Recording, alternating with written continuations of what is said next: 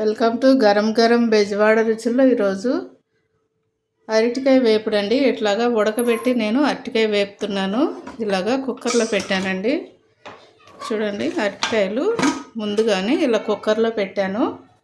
కుక్కర్లో పెట్టి 4 విజిల్లు వచ్చిన తర్వాత నేను కట్టేసి ఇప్పుడు చల్లార్చి ఇవి ఈ పైన ఉన్నటువంటి తోలు తీసేసి అప్పుడు ముక్కలు కట్ చేసుకుందామండి. చూడండి, ఇట్లాగా చాకుతో తీసుకోండి. ఇలా కట్ చేసేస్తే వచ్చేసిద్దండి, పైన తోలు వచ్చేస్తుంది.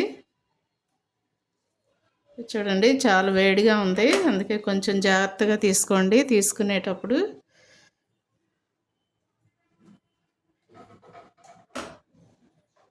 ఇలా అన్నీ కూడా అరటికాయలు అన్నీ కూడా పైన ఇలా తీసేసుకుందాము. చూడండి, చాకుతో ఇలా అంటే చాలు వచ్చేసిద్దండి. ఇలా తీసేసుకుందామండి అన్నీ కూడా.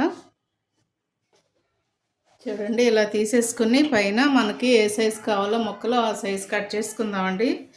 ఎందుకంటే ఈ ఫ్రై చాలా బాగుంటుంది. మామూలుగా చేసుకునే దానికంటే కూడా ఇది ఇట్లా ఉడకబెట్టుకుని కుక్కర్ లేకపోతే కనుక మామూలుగా అయినా ఉడకబెట్టుకోవచ్చండి.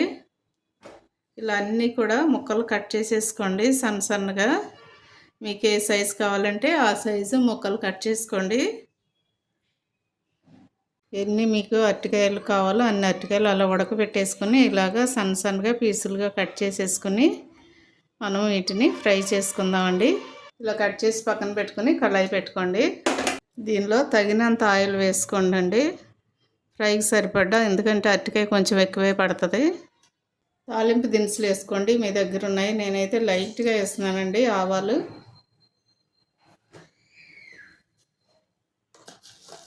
అలాగే చాయమనపప్పు కూడా లైట్గానే వేస్తున్నాను. ఇప్పుడు సన్నగా కట్ చేసి పెట్టుకున్న ఉల్లిపాయ ముక్కలు వేస్తున్నానండి.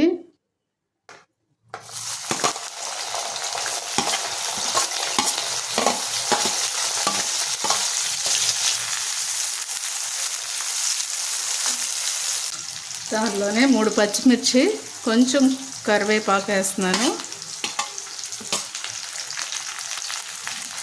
ఉల్లిపాయ ముక్కలు వేగిపోయాయి కదండి. దీనిలో అరటికాయ ఉడకబెట్టుకొని ముక్కలు కట్ చేసుకున్న అరటికాయ ముక్కలు దీనిలో వేసేసుకుందాం.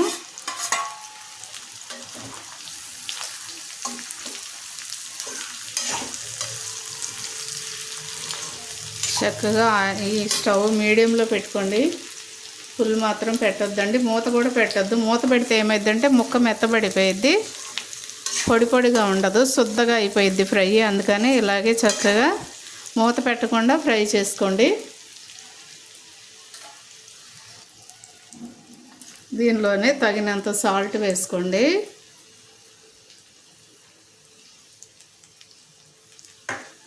అలాగే కొంచెం పసుపు కూడా వేస్తున్నానండి.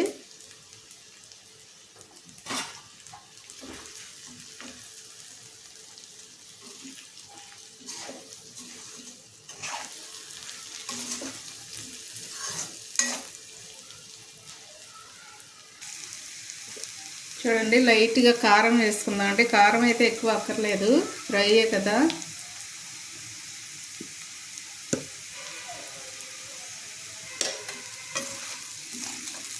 ఇదంతా కూడా చక్కగా ముక్కలకు పట్టించేసేయండి. సిమ్లోనే ఉంచండి, ఫుల్ మాత్రం పెట్టద్దు అయిపోయేంత వరకు కూడా. కొంచెం లైట్గా వేసుకోండి కొత్తిమీర.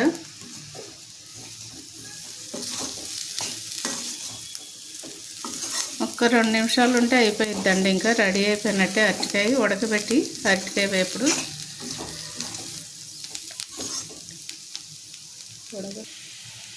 చూడండి, అరటికాయ వేపుడు రెడీ అయిపోయిందండి.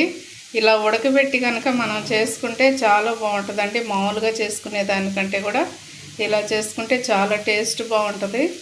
అలాగే చూడటానికి కూడా చాలా కలర్ఫుల్గా ఉంటుందండి. చూడండి, అరటికాయ ఫ్రై రెడీ అయిపోయిందండి. నేను స్టవ్ కట్టేసి బౌల్లోకి తీసుకుంటున్నాను. చూడండి, ఎంతో టేస్టీగా ఉండే ఉడకబెట్టిన అరటికాయ ఫ్రై రెడీ అయిపోయిందండి. మీరు కూడా తప్పకుండా ట్రై చేయండి. టేస్ట్ మాత్రం సూపర్గా ఉంటుంది. అందరూ కూడా ఇష్టపడే అరటికాయ వేపుడు మీరు కూడా నాకు ట్రై చేసి కామెంట్స్లో పెట్టండి. అలాగే మా ఛానల్ మర్చిపోవద్దు, గరం గరం బెజవాడ రుచులండి. సబ్స్క్రైబ్ చేయని వారుంటే సబ్స్క్రైబ్ చేయండి, షేర్ చేయండి, లైక్ చేయండి. Thank you very much.